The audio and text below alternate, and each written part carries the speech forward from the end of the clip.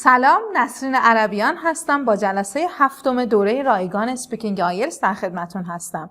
اگر کانال رو سابسکرایب نکردید لطفاً حتما سابسکرایب کنید. زنگوله کنار دکمه سابسکرایب رو فشار بدید تا هر وقت ویدیو جدید آپلود شد براتون پیام بیاد. جلسات قبل رو هم از دست ندید. جزوات هم طبق معمول روی کانال تلگرام براتون آپلود شده.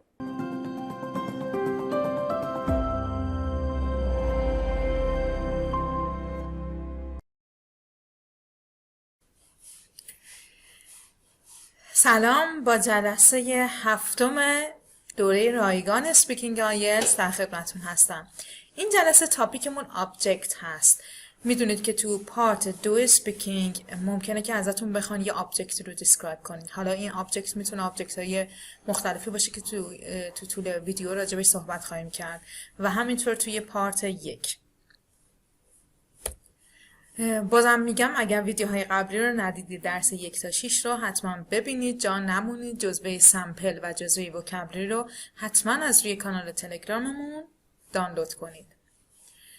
ببینید آیتم هایی که آبجکت هایی که باید توصیف کنید یه ورایتی که حالا اینجا براتون آوردم و البته که بیشتر از این هست. حالا ما اینجا صرفا سمپل آوردیم.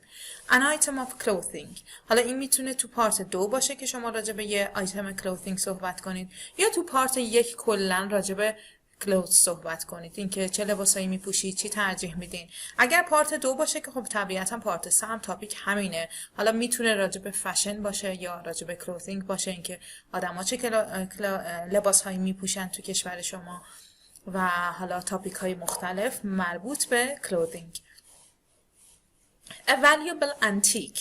خب اینم میتونه باشه که حالا این تو پارت 1 خیلی احتمالش وجود نداره، اما تو پارت 2 و 3 میتونه تکرار بشه.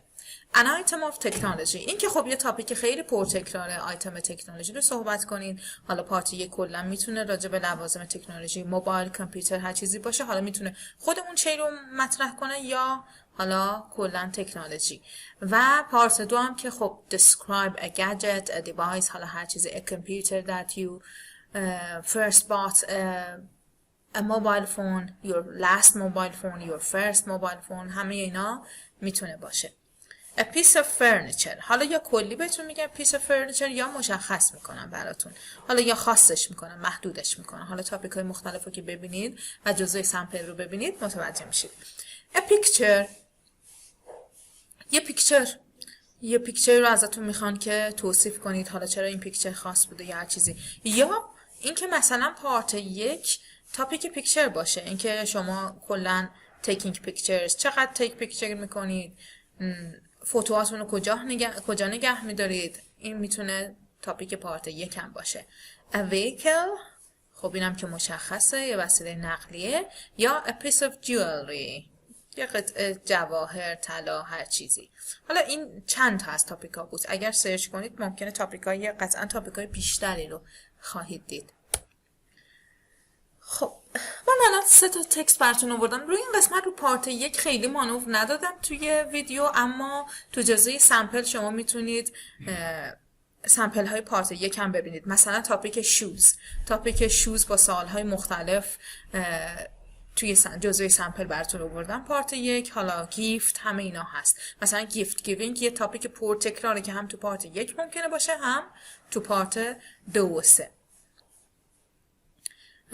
ولی اینجا توی ویدیو بیشتر روی پارت 2 و 3 مانور میدیم و راجع به پارت 1 خیلی صحبت نمی کنیم، چون حالا همون رو یاد بگیرید دیگه پارت 1 هم میتونید کاور کنید که شخصی تر و راحت تر و کوتاه تره. خب پس ببینید این گفتیم آیتم هایی هست که میتونید که جزء تاپیک های آیلتس هست. حالا من 3 تا ریدینگ براتون آوردم، از بین اینا انتخاب کنید. Read the 3 short text in which someone talks about a possession. حالا possession هم کلا میتونه ازتون بپرسن. A possession you like, a possession that is important to you. حالا اینم روش مانور میدن. شما این 3 تا تاپیک رو بخونید و بگید که کدوم یکی از اینا است. اولی رو نگاه کنید. It was something I had wanted for such a long time. I ordered it online, but I had to wait a while for it to be delivered. I was so excited when it actually arrived. My friends were all very jealous. So it's the latest model and I was the first to get it. As it was the latest model and I was the first to get it. It's incredible that something so tiny has so many different features. It's much better than my old one and can do so many things. I really like the design. It's very slim and streamlined. I wasn't sure which color to choose, but in the end I went for the silver option, which I'm really pleased with. I use it all the time and I couldn't live without it. خب این راجع به کدوم تاپیک صحبت میکرد؟ An item of technology. خب سمپل رو یه نگاه بندازیم بهش. It was something I had wanted for such a long time. خب اینو برای هر تاپیکی اگر که به درد موضوعتون میخوره و نچرال طبیعی میتونی استفاده کنه، از این جمله میتونی استفاده کنه. I had wanted for such a long time. I ordered it online. حالا تو قسمت‌های بعدی میبینید یه قسمتی که چطور اصلا این آیتم رو که قرار راجبش صحبت کنید اصلا چطور به دستش آوردید. حالا این گفته که I ordered it online but I had to wait a while for it to be delivered. I was so excited when it actually arrived.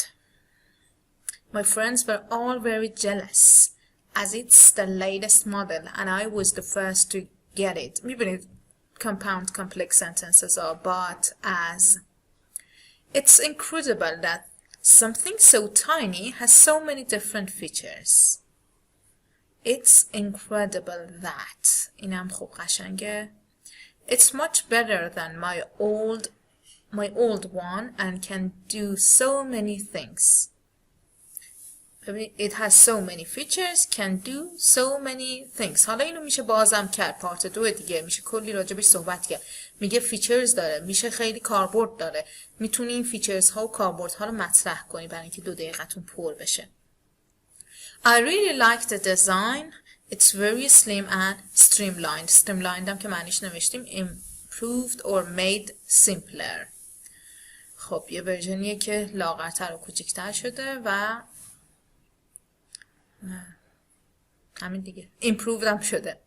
I wasn't sure which color to choose but in the end I went for the silver option. خب راجع به کالرش هم می‌بینید فقط همینو گفت. حالا برای 2 دقیقه اسپیکینگ قطعا بیشتر. این حالا صرفا یه سمپلی که بدونید راجع به چیه.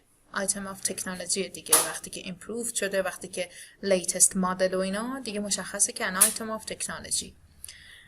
Which I'm really pleased with. I use it all the time and I couldn't live without it. I couldn't live without it. این حستون راجع به اون آیتمه. حالا راجع به این مسائل صحبت خواهیم کرد. دومی. It's of great sentimental value as it is used to be my great-grandmother's, so you could say it's a family heirloom. She was given it for her 21st birthday, so it really is quite ancient now.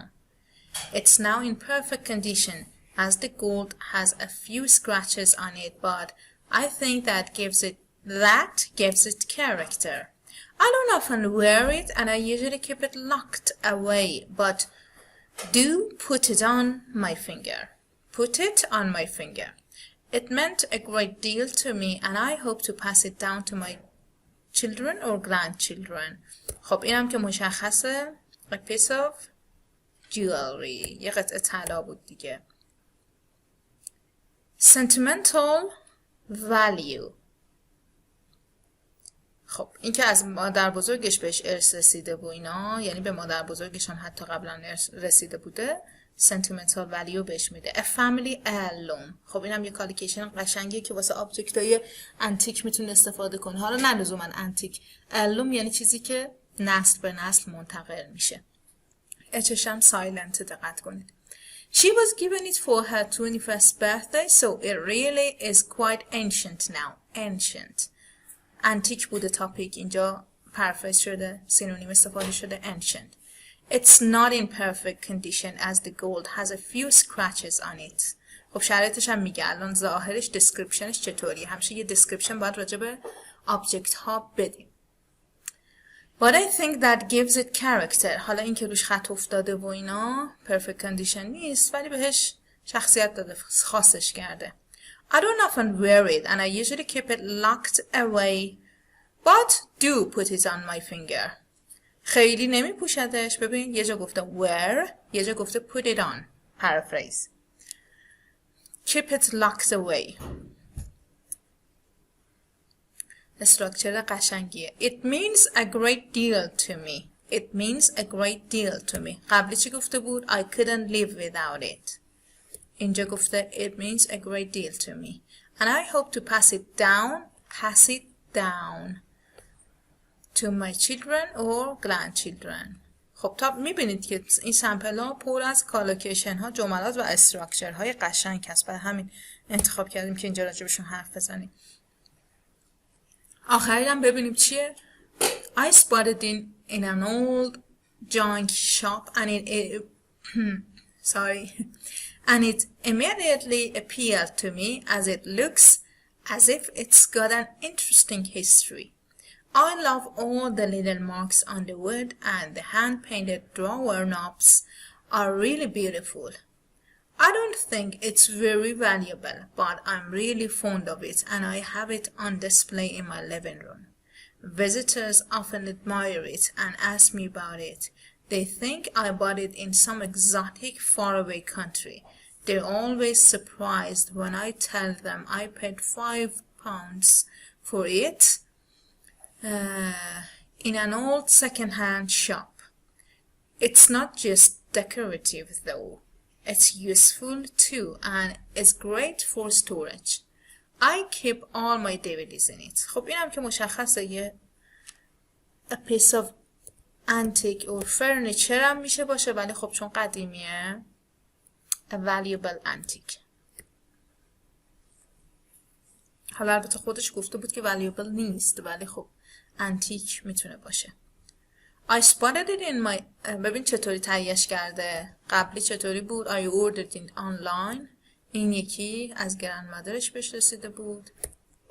این یکی گفته I spotted it in an old junk shop. junk shop همین به قول معروف خرت و پرت فروشه که چیزای قدیمی و حالا دست دوم معمولا دارن. And it immediately appealed to me. سریع خوشش اومده. As it looks as if it's got an interesting history. به نظرش می اومده که این یه تاریخچه، یه داستانی پشتشه. I love all the little marks on the wood and the hand-painted drawer knobs are really beautiful. میبینید چقدر قشنگ دیسکرایب میکنن. شما باید یه description برای اون آیتمی که توصیفش میکنید بدید. ولی هر چی قشنگتر و ساده‌تر، هم با کلمات قشنگ هم طبیعی‌تر، یه جوری که واقعا شنونده بتونه تجسم کنه که اون piece of furniture یا هر چیز اون آیتمی که دارید توصیف میکنید چیه.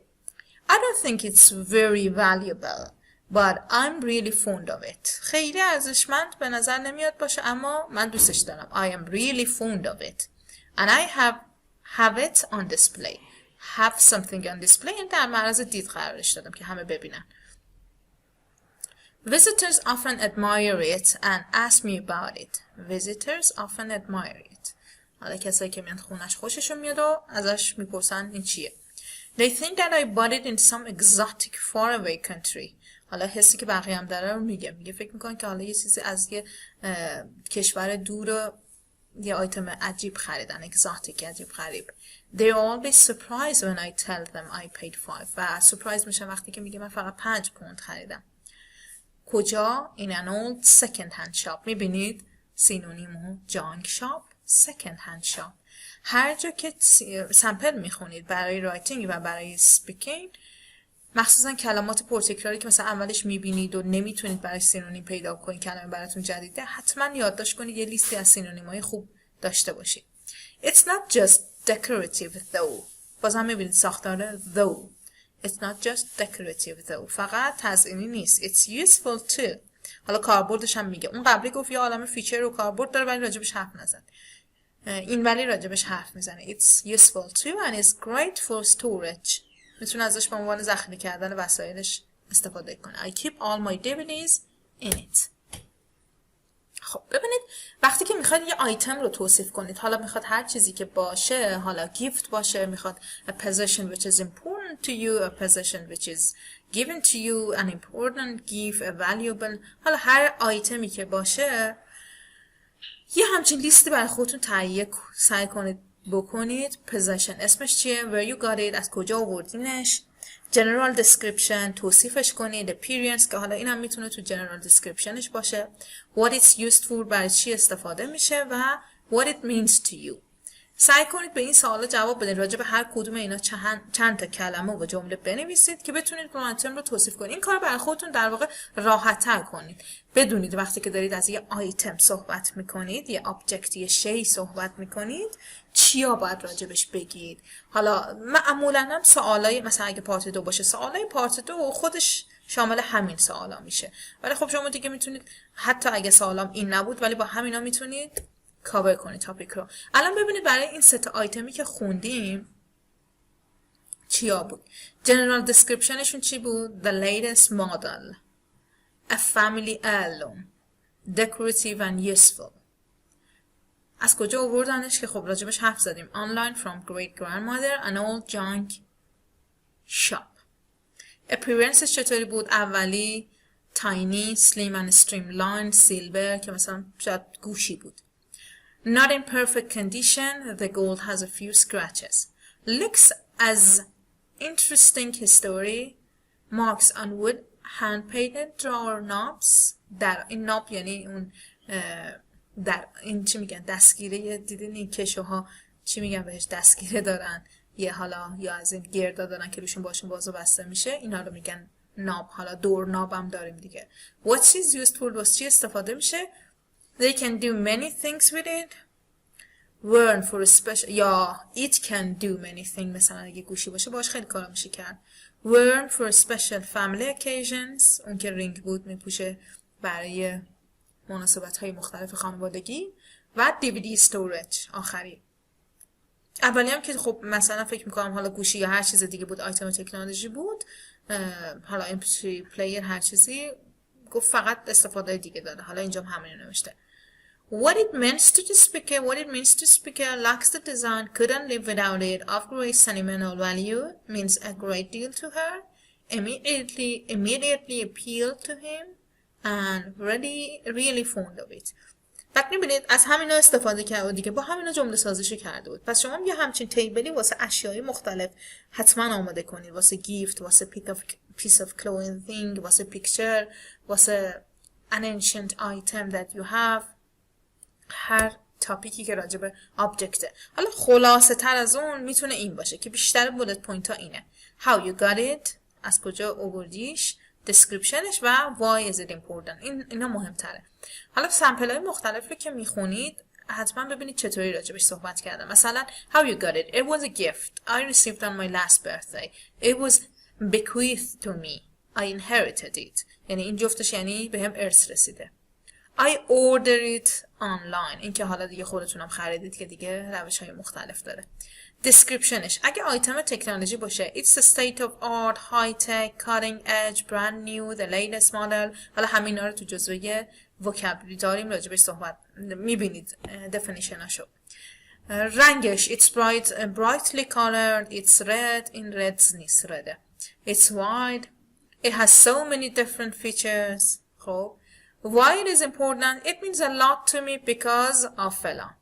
He sacrificed his other joys to make me happy. خب اینم قشنگه. مثلا کسی که براتون خرده he یا she میگه از خیلی لذتاش چشم پوشیده تا بتونه اینو برای من تهیه کنه. It has a lot of emotional or sentimental value. It's unique, one of a kind, like no other. I couldn't live without it. I couldn't do without it. میبینید از همینا میتونید استفاده کنید و جمله های خودتون رو راجع به اون آیتم خاصی که خودتون میخواین صحبت کنید بسازین. ببینید مثلا یه تاپیک اینطوری پارت 2 describe something you saved up for. میبینید این دیگه هر چیزی میشه. پس شما اگر آیتم جوری، آیتم گیفت، هر چیزی رو آماده کردین، اگه این تاپیک باشه راحت میتونید راجبش صحبت کنید. فقط ممکنه آیتم باشه، فقط مهمه که آیتم باشه. البته که برای این تازه لزوما آیتم هم نیست. مثلا میتونید یه سفر باشه که سیو آپ کردیم براش، یا میتونه یه کورسی باشه که میخواستین شرکت کنید. پس اگه واسه تاپیک های دیگه هم آماده کردید اینجا میتونید ازش استفاده کنید. اینو که میگن وقتی که تمرین کنید برای اسپیکینگ آیلتس تاپیک های مختلف و اون وقت دیگه میتونید اینا رو بست بدید به خیلی از تاپیک های دیگه. You should say what it is she has, where you bought it, where you get it. البته که save up پس باید بات کرده باشه. How long you had to save for it and explain why you wanted to buy it. حالا ما با این تاپیک فعلا کار نداریم. follow up questionاشو نگاه کنید. How do you plan to use this object in the future. این میتونه یه follow up question پارت 2 باشه. Was it easy to save money for this? Are there any other ways to buy things other than saving money? Do you prefer to spend or save money?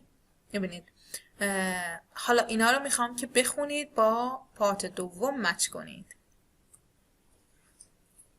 لطفاً ویدیو رو پاز بزنید، حتما تمرینش رو انجام بدید.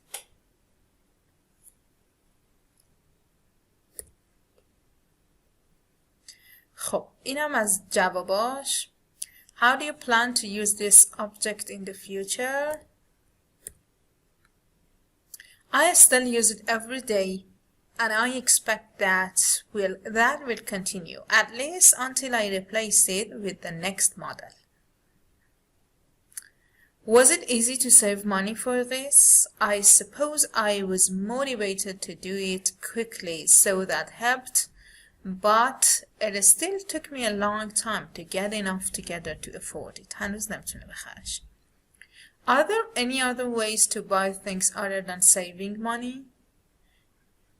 If you haven't got the money, you might buy things on credit or take out a loan for an expensive item. یا قرض بگیرید یا با کردیت کارتون بخرید که ما نداریم تو ایران.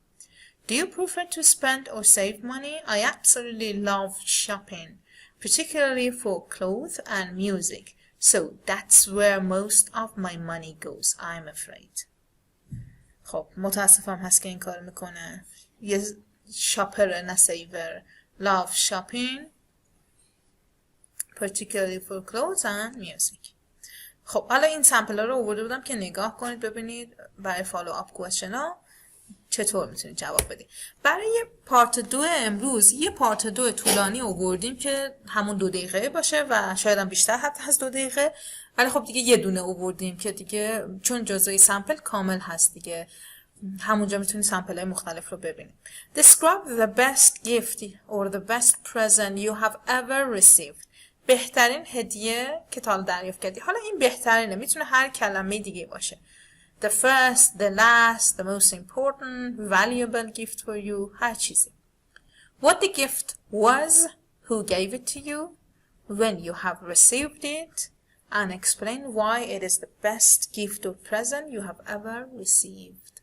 خب حالا این چون بولت پوینت های این متفاوت بود تاپیک گیفت رو انتخاب کردیم. بخونیمش با هم. I have received numerous gifts in my life and among them the most exciting one was the laptop my father gave to me when I was 14 years old. ببینید تاپیک اول رو جواب داد. What the gift was, who gave it to you, when you have received it. همه رو با هم یهو جواب داد ولی خب بعد بازش میکنه که همه اینا با هم introduction هم بود دیگه. I have received numerous gifts and among them the most exciting one is this one. When I was 14 years old. حالا رفت از عقب تر داره میگه. When I was 10 I found that many of my friends had their own computers and I was profoundly fascinated by this wonderful machine and dreamed about owning one someday. حالا رفت از 10 سالگیش که خب دوستاش کامپیوتر داشتن، اونم خیلی دوست داشته کامپیوتر رو. profoundly fascinated بوده باش. profoundly که میدونی یعنی extremely very and fascinated, excited, more than that of course, excited and interested by this wonderful machine. به جای کامپیوتر تکرار کامپیوتر. بعضیا میگید که به جای کامپیوتر دیگه چی میشه گفت. ببین تا حالا 3 بار گفته، هر 3 بار تو 2-3 خط. هر 3 بار یه چیزی گفته. دفعه اول گفت لپتاپ، دفعه دوم گفت کامپیوتر، حالا اگه لپتاپ نبود میگفت پی سی دیگه.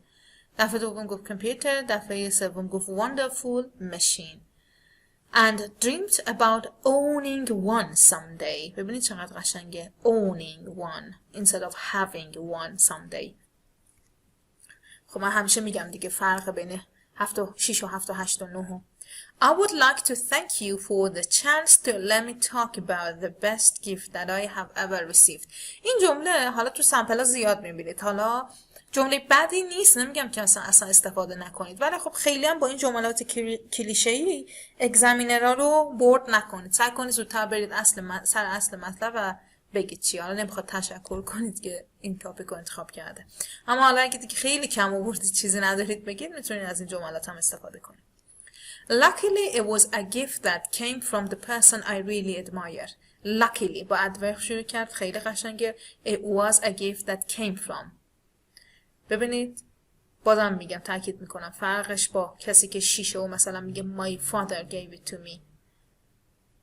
Luckily it was a gift that came from the person I really admire. همون father رو باز کرد، چی ازش ساخت، یه چیز قشنگ.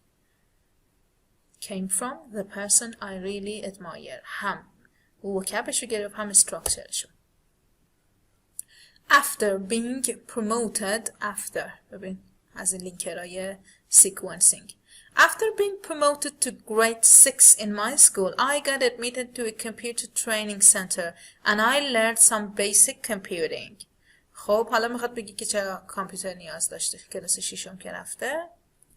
Whenever I visited a friend or a classmate who had a computer, I felt fascinated being there, especially when I could play games, learn how to operate a new software, browse the internet, edit a picture and so on. حالا کاریه کامپیوتر گفت دیگه. میگه وقتی که میرفتم میدیدم خیلی fascinated بودم، مخصوصا وقتی که بازی میکردم باهاش. بازی میکردم، operate a new software, browse the internet, edit a picture. میبینید یه لیست از کارهایی که با کامپیوتر میشه انجام داد. توانایی آن تاپیک وکابری و آن تاپیک دانششو، نالجشو به رخ کشید.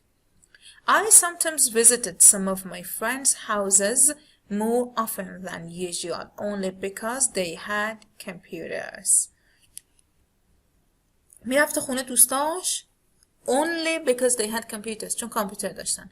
houses اینم که بهتون گفته بودم، houses نگید یه موقع houses.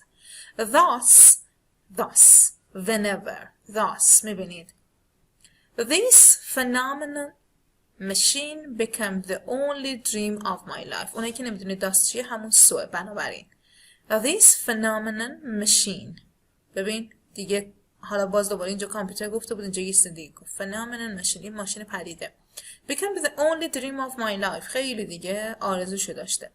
as I knew as، حالا من ساختارهای اینا رو کم جلو میلیم وقتی بولدش میکنم براتون که حواستون به حالا فقط هم درگیر وکب نشید که هایلایت کردم قبلا براتون، حواستون به لینکرها و وکب هم باشه که کوهیژن و اینا میاره، کوهیژن و coherence. As I knew my father و گرامر البته. As I knew my father was not in a financial condition to buy me a brand new computer یه صفت خوب. I did not ask for one. بچه خوبی هم بوده. میگه چون میدونستم بابام تو شرایط اقتصادی خوبی نیست نخواستم ازش که برام بخره. ببین میتونست بگه my father couldn't afford it. تازه همون couldn't afford it هم چیز کمی نیست، قشنگه، ولی باز خیلی قشنگ ترش کرد. As I knew my father was not in a financial condition to buy me a brand new computer. استراکچر رو پیچیده تر کرد. این که میگیم ساختار پیچیده تر اینه، نه اینکه حالا خیلی بخواین قلم به سلم با عجیب غریب بگین. I did not. ببینین ساده است، وقتی که میخونی اذیت نمیشی، وقتی که میشنوی اذیت نمیشی. واسه همین میگم ساختار پیچیده لزوما اون نیست که وقتی که میخونی اصلا سرگیجه بگیری که اصلا چی نوشته هی بری برگردی عقب. اون بدتره، خوب نیست. هم تو رایتینگ هم تو اسپیکینگ. I made a dummy computer using papers, boards and other materials and played with it. دامی کامپیوتر، دامی یعنی یک کپی الکی از یه چیزی، حالا با کاغذ و اینا واسه خودش ساخته. something unusual for a boy at my age. خب خیلی عجیب بود یه پسر بچه 10 ساله از این کارا بکنه، کامپیوتر با کاغذ از خودش درست کنه.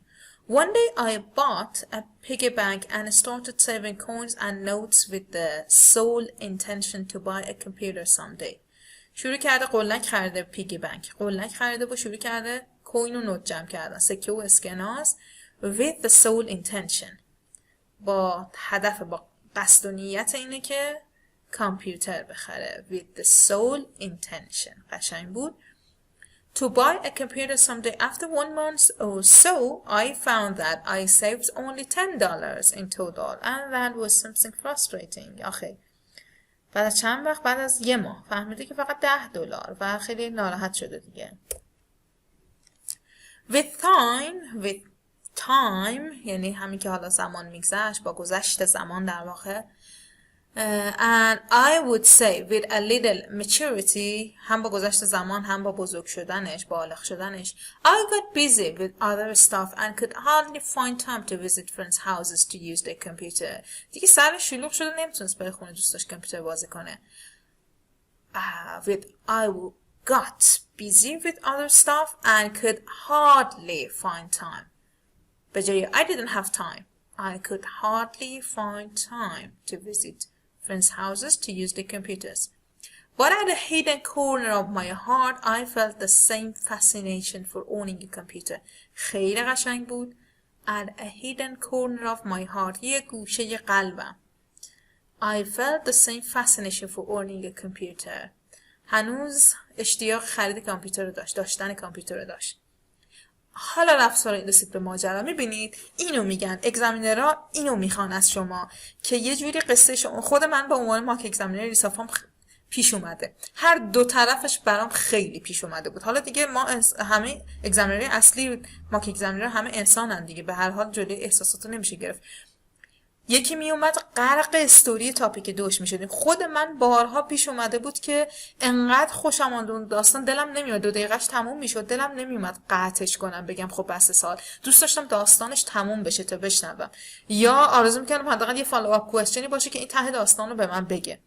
واقعا برای من بارها و بارها پیش اومد که این قضیه، حالا نه اینکه داستان جذاب بود، نه اصلا کاری به تاپیکه نداره، ممکن بود اصلا داشت از بیمارستان رفتنش طرف میگفت، ولی یه جور جذاب با یه جزییات با چیزای خوب تعریف میکرد که آدم دوست داشت داستانو تا تهش بشنوه. دیگه هر کسی فیلم و داستان میشنوه یا یه داستان کوتاه هم میبینید تو اینستاگرام، تلگرام، هر جایی میبینید، بعضی رو دیدید علاقه دارید بخونید تا تهش، بعضی هم سعی خستتون کنه. این همینه. از اون ورم داشتن کسایی که وای دیگه تا 2 دقیقه‌اش تموم میشه جون آدم بالا میومد، میگفت بس دیگه، کاش زودتر هی نگاه ساعتت میکنید که تموم بشه. پس سعی کنید اگر آماده میکنید خودتون رو از جزء دسته اول باشید. این هم میبینید تا الان تا 10 سالگیش گفت هنوز به این که کامپیوتر خرید نرسیدن، در صورتی که تاپیک ما چی بود اصلا، و این اصلا آف تاپیک نیست، اصلا نگران این موضوع نباشید. تا الان که ما خوندیم 3 صفحه مال قبل از کامپیوتر خریدن بوده، یعنی قبل از اینکه به هدیه تولدش برسه، تازه رسید به هدیه تولدش، ولی داستان جالبی بود، دوست داشت بهش گوش بدی. On my 14th birthday, my father told me that he wants to take me to the computer shop and purchase a brand new computer for me. خب تولد 14 سالگیش باباش گفت بیا بریم کامپیوتر بخریم. purchase بایو دیگه تکرار نکرد. brand new computer. I could not believe what I heard. خیلی دیگه هیجان زده شده دیگه، باورش نمیشده. That night it was tough for me to sleep. میبینی اینو میگن دقیقا همون چیزی که داستان شما بهش احتیاج داره، اینکه آب و تابشو زیاد کنید. باورم نمیشد، شب خوابم نمیرفت. That night it was tough for me to sleep. In the morning I wake up earlier than usual and went to a computer shop with my father. He bought a Dell laptop that was a Pentium 4 machine. خب تمام شد، جایزش هدیهشو گرفت. While returning home، حالا داره بعدش هم میگه while returning home، استراکچر خوب. While returning home I found myself on cloud 9. یه استراکچر دیگه هم به کار برد. ببین تو همین صفحه یه at a hidden corner of my heart داشتیم، یه دونم I found myself on cloud 9 که احتمالا میدونید یعنی I was extremely happy, elevated. I opened the box after returning home and showed it to my mom and other relative. به همم نشون داده کادوشو. As a young child, that was a long expected gift that my father gave to me, and till now it's the best present. Long expected gift یه صفت قشنگ واسه گیفته. یه هدیه بوده که سالها منتظرش بوده، انتظارشو میکشیده. It's the best present materialistically speaking someone gave to me. یه هدیه‌ای که از نظر مادی بهترین هدیه بوده. حالا هدیه‌های معنوی رو صحبت نکرد راجبش. You know how passionate we can sometimes become. Materialistic speaking هم by the way خوب بود. You know how passionate we can sometimes become. You know how passionate we can sometimes become. قشنگ بود. Especially in our childhood when we long for something. Long هم که میدونید as a verb یعنی انتظار کشیدن. انتظار یه چیزی رو کشیدن. حالا مثبت connotation مثبت داره. I know it was not easy for my father to buy me this computer from his financial condition, but still he sacrificed his other joys to make me happy. That was something truly special. اینم همون جمله‌ای که راجبش صحبت کردیم. اینکه چرا براش مهمه باباش کلی به خاطر مشکلات مالی کلی sacrifice کرد، کلی چیزا رو قربانی کرده، کلی از لذتاشو. Sacrifice his other joys. Sacrifice your joys. لذتاتو بکشی، قربانی کنی. To make me happy. That was something truly special. خیلی سمپل خوبی بود. بارها اینو بخونید از همه نظر، از نظر گرامرش، از نظر وکبش، لینکراش و از نظر خود داستان که داستان جذابی بود. یه سمپل عالی بود. خب اینو ببینید. این یه دونه دیگه هم آوردم. این دیگه بعدش میریم سراغ پارت 3. My treasured possession. این کوتاهه.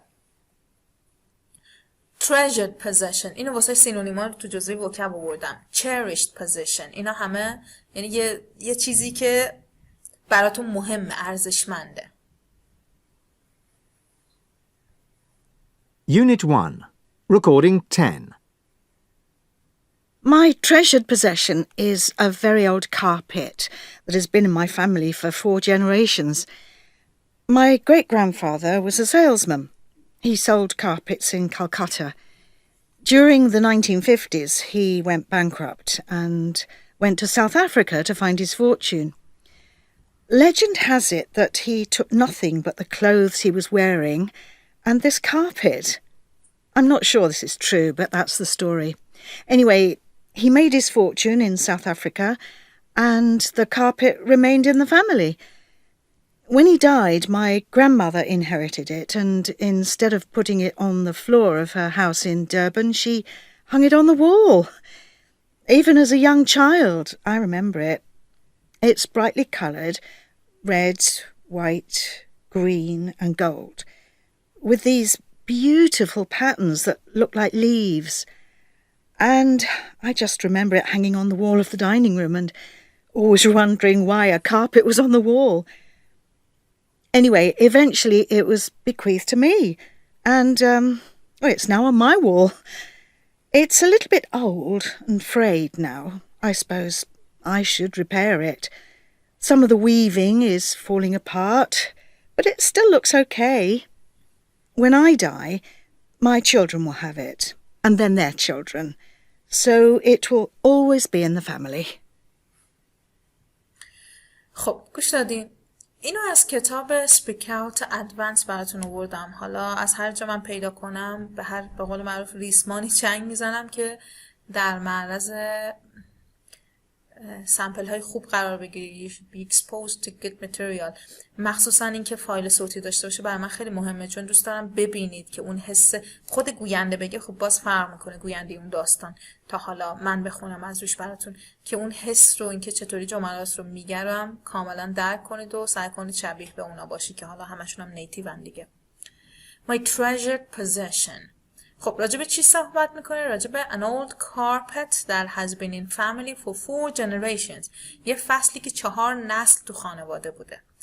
خب حالا این treasured position میتونه گیفت باشه، میتونه انتیک پوزیشن باشه، هر چیز راجب این موضوعات که باشه میتونید راجب این کارپت صحبت کنید. حالا یه تاپیک لزوما نیست. My great grandfather was a salesman.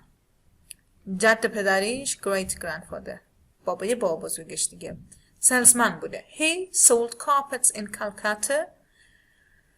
تو کلکته فرش میفروخته. During the 1915s he went bankrupt and went to South Africa to find his fortune. ورشکست میشه go bankrupt که گذشتهش went bankrupt.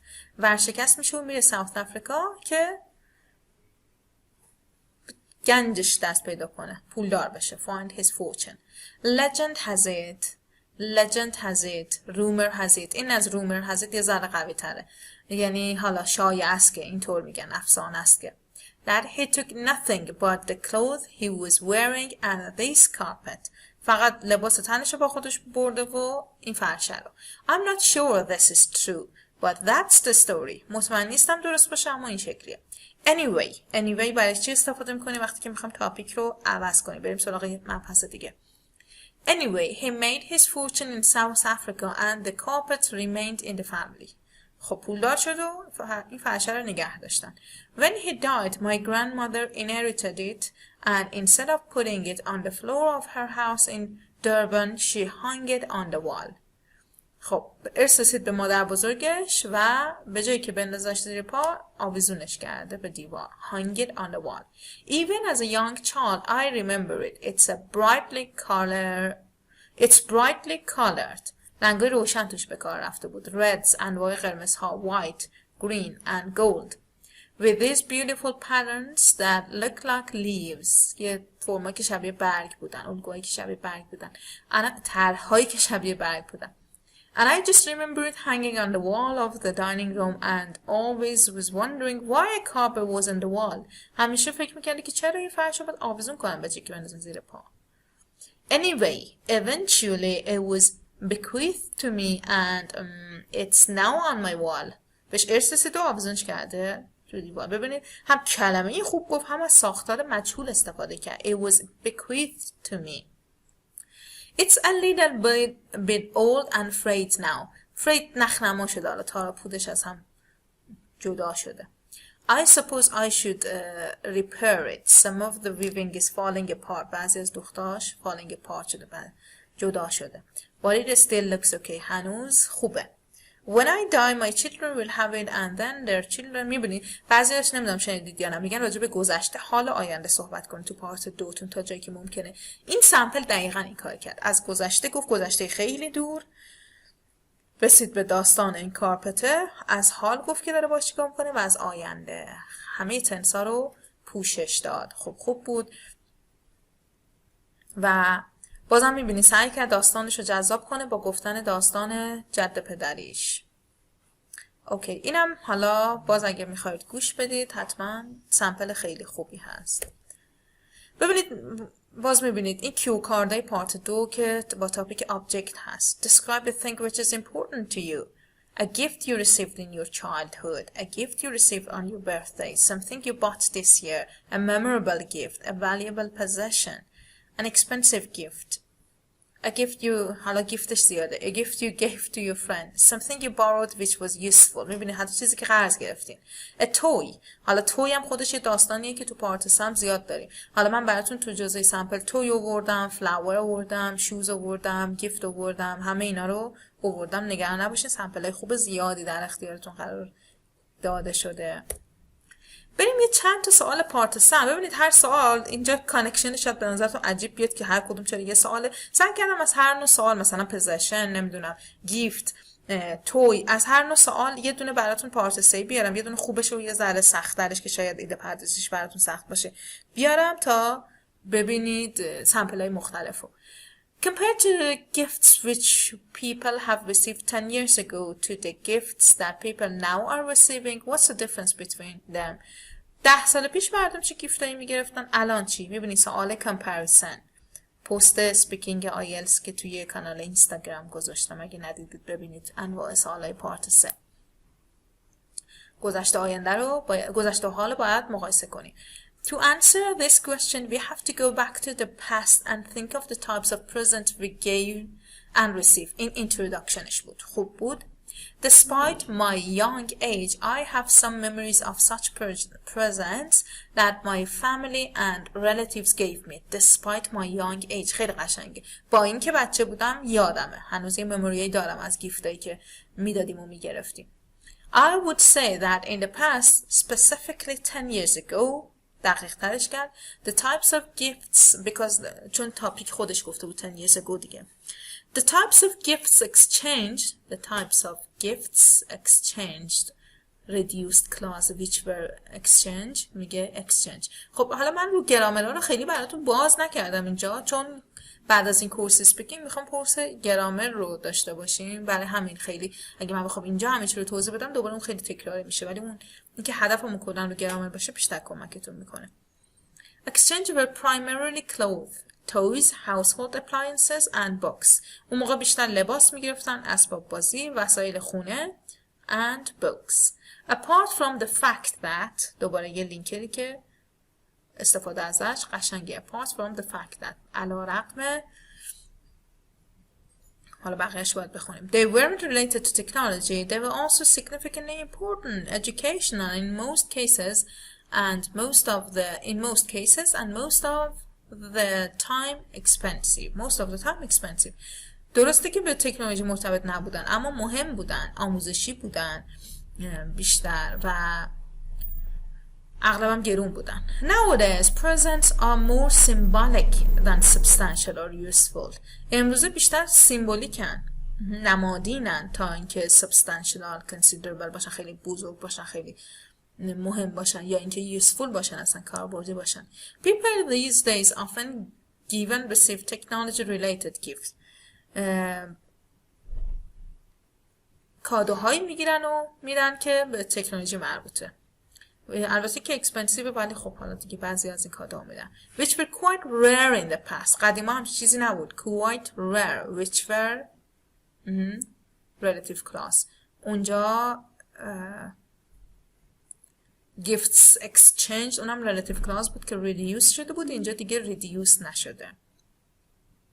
Which were quite rare in the past. To illustrate the important gifts that I received on my last birthday were perfumes and a laptop, of course. Gift items in all decades do not remain the same. It will change for sure after 10 years. ببین راجع به آیندم صحبت کرد تو پارت 3. The love and good wishes behind the gift are more important than the item itself. نظرش هم راجع به gift گفت. To illustrate. مثال آوردم. به جای for example گفت to illustrate. The important gifts that I received on my last birthday were perfumes and a laptop. خب حالا تنوع ساختار رو دیدیم، تنوع وکبر رو دیدیم و اینکه راجع به آینده صحبت کرد.